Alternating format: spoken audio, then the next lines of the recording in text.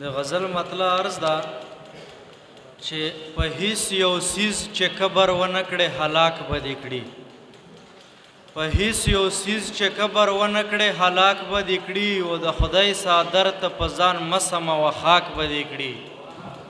په هیڅ یو سیز چې کبر ونه کړي هلاک به دې کړي، د خدای څادر ته په ځان مه سموه خاک به دې کړي. او چا چې څه وکرل قانون دی هم هغه بریبي، چا چې څه وکرل قانون دی هم هغه بریبي، او ته چې بل سینه سیری نو سینه چاک به دې کړي.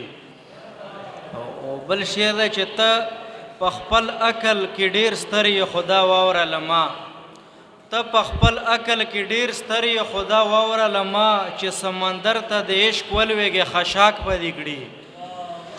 ته په خپل عقل کې ډېر ستر یې خدا واورله ما، چې سمندر ته د عشق ولویږې خشاک به دې کړي. او مخلص یاره ته فریب او دوکه نه پیژنې، مخلص یاره ته فریب او دوکه نه پیژنې، که د دنیا بازار ته لاړلې چالاک به دې کړي. او بل شعر دی چې ته کوې هر څومره شریف پوره من ژوند تېروې، ته کوې هر څومره شریف پوره من ژوند تېروې، خو معاشره به دې مجبور کړي خطرناک به دې کړي.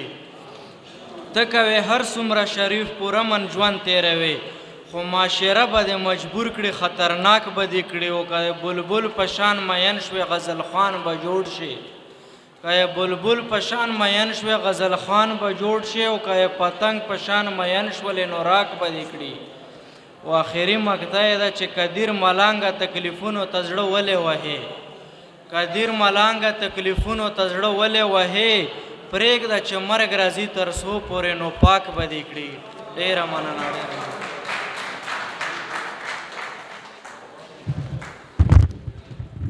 که زما په لیونتوب د چا